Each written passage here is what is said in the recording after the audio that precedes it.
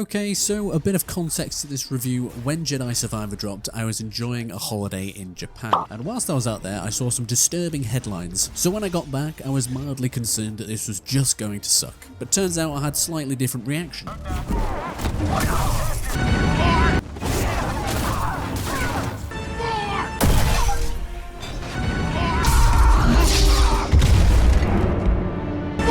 And just so you're fully educated on my virgin status when it comes to Star Wars, I was introduced to the franchise to the majestic sounds of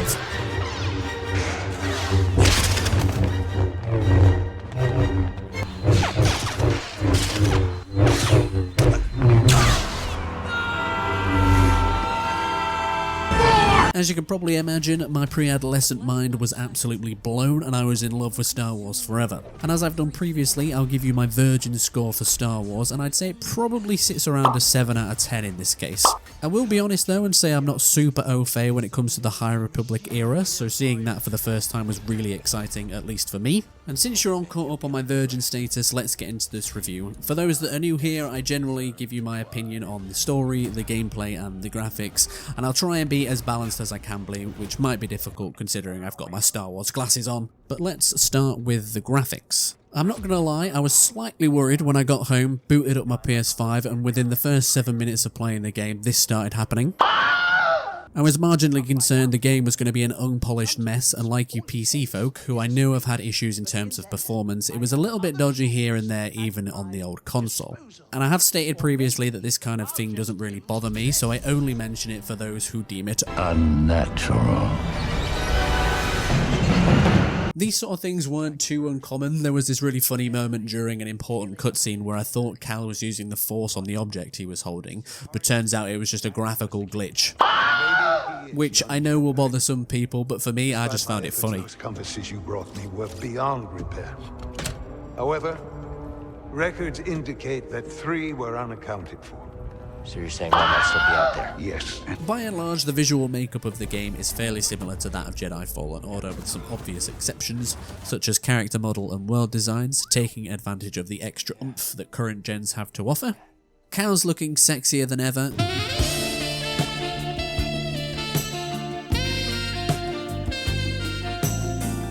With increased detailing on his hair, beard, clothing, etc., and players now have much more customization options. And I think this was a really smart move from Respawn. This is not just available on Cal and BD1, they've extended this out to a sheer mass of lightsaber customization options, which was an excellent move. My Cal/lightsaber combo is unlikely to look like yours, and for me, I bloody love a bit of lightsaber drip. I spent longer than I care to admit faffing with it, and that's not a euphemism, when I finally settled on a cheeky bit of white and gold, and if I do say so myself, it's looking pretty sexy. I've looked at this for 5 hours now. Outside of that, Survivor boasts some expansive new planets to explore, opting to focus on one massive one medium-sized one, and a collection of smaller, more linear planets. And as a side note, you can now fast travel, which is a welcome addition, particularly on Koba, which is huge. There's a generous spread of biomes to explore, from the bustling metropolis of Coruscant to the vast emptiness of Jeddah, and I was pretty impressed with the variety of environments on display. So overall, I think the graphics are an improvement on Fallen Order. Not a huge leap forward, but I do think it's significant enough that we can call them better. Now or never.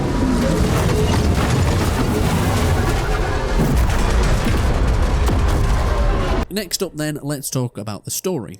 In Jedi Survivor, we rejoin Cal a few years on from where we left him. He's now a full-fledged Jedi Knight with all the Force powers and lightsaber tricks he worked so hard to earn in the first game, which was refreshing since not too long ago a certain God of War Ragnarok gave Kratos amnesia and forced us to relearn everything. But I digress, and once you finish the mission on Coruscant, the game wastes no time in throwing you into the meat of the story. You're quickly reunited with the lovable Grease on Koba, now the owner of Greasy Space Pub, and from here you uncover the main plot beat, a High Republic-infused mystery that leads Cal and crew to a potential safe haven away from the Empire. Complicated somewhat by the discovery of Dagan Gera, an ancient Jedi from the High Republic era who's been chilling in a bacta-tank for a few hundred years and is now back to throw the cat amongst the pigeons. And from here you go on an adventure to find a few thingamajibs, take down a ton of stormtroopers to help you reach your goal of learning and maybe even find the planet Tanalorr. I don't really want to give too much more away, but I think that gives you a flavour of what to expect in Jedi Survivor. In terms of characters, we've got a few familiar faces. Cere and Merrin return a little bit later on in the story. Cere has, I think, a logical character progression in the sense that she's now trying to recreate the Jedi archives. And although Cal and her are much closer to equals, it's clear Cal still seeks and respects her advice. Rebuilding the temple archives. We're trying. As long as this knowledge remains, the legacy of the Jedi survives. Merrin is a much more simplistic character with a very short explanation. She just wants to explore the galaxy, which is fair enough. And there's also a very unsubtle suggestion of a romance blossoming between her and Cal.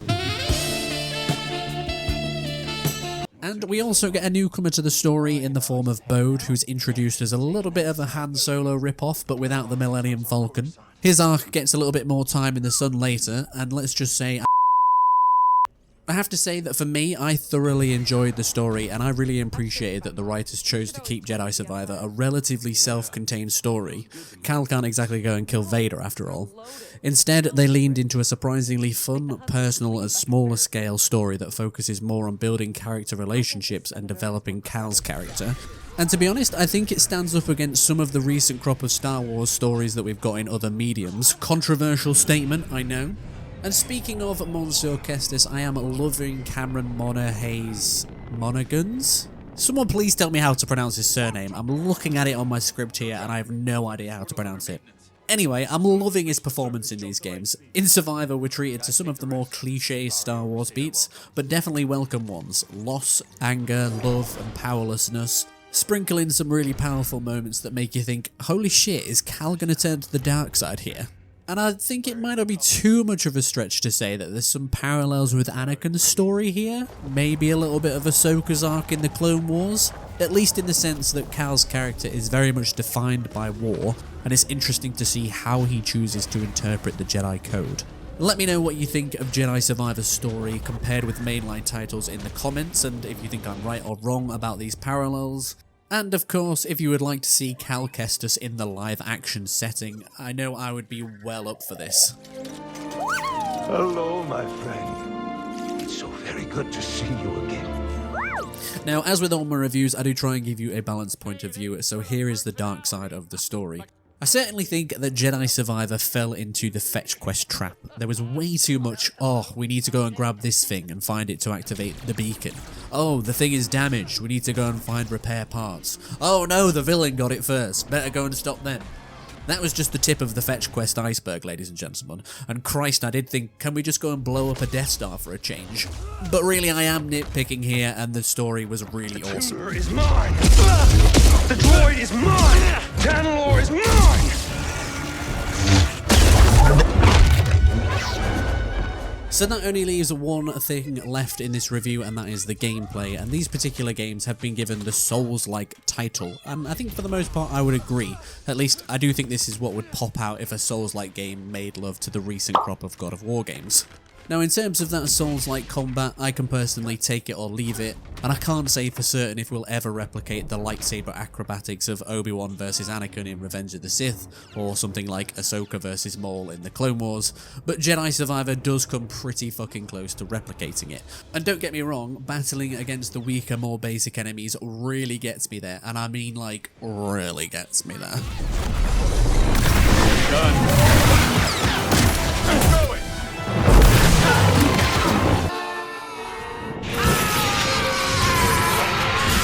Compared to Jedi Fallen Order, there's a massive expansion on the amount of enemies that you can now fight, ranging from commando battle droids to droid D'Qars, purge troopers to sentry droids, and a host of bedlam raiders for good measure. And that doesn't even begin to cover the aggressive wildlife that you'll encounter on your journey. And aside from the most basic enemy types that are just really fun to hack and slash against, Respawn did a fantastic job of providing the player with a different challenge per enemy.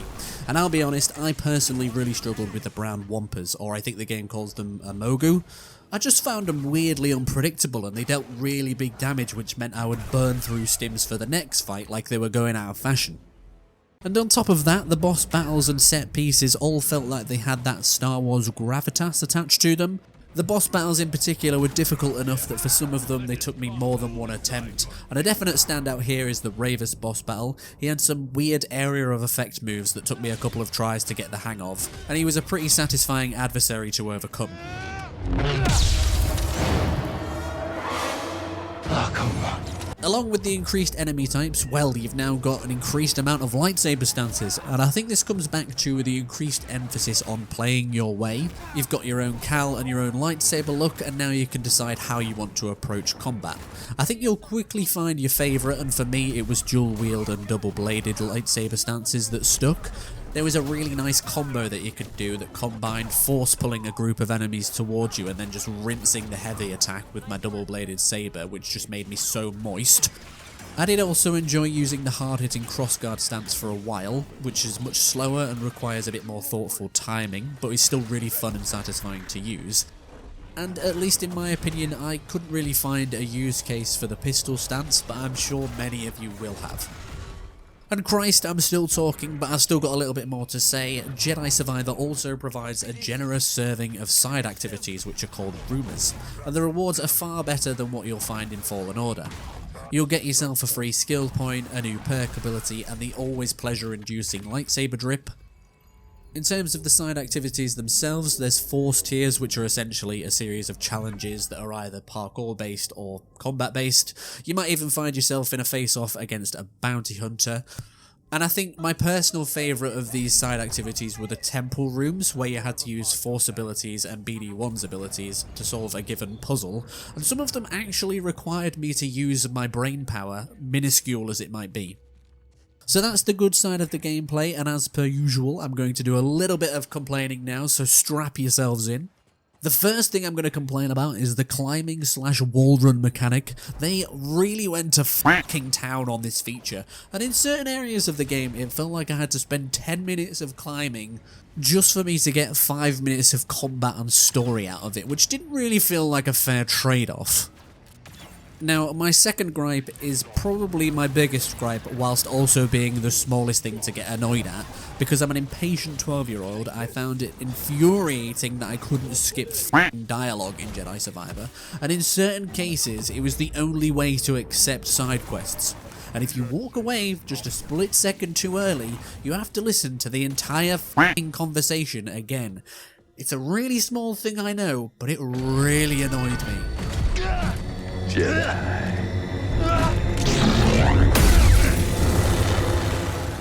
That's it, that's my grievances, I'm done complaining, but I do just want to close out this review by mentioning an exclusion that I hope they can bring into the final game, since I definitely think this is going to be part 2 of 3, and that is space missions or vehicle use.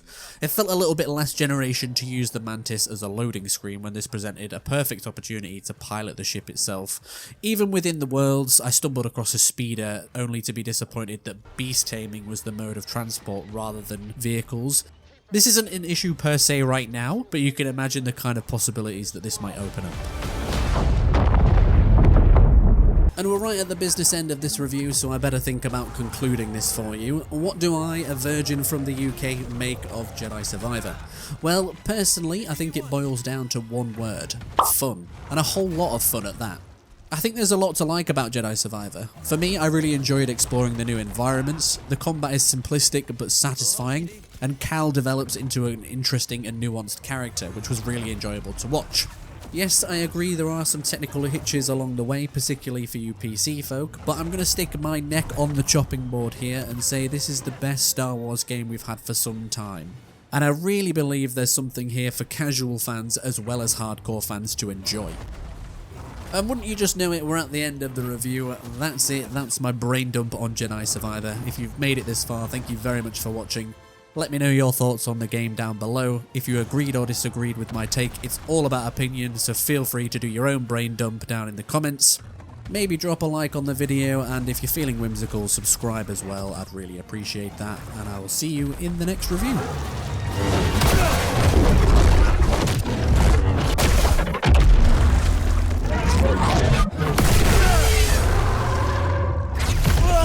Breeze hears about this.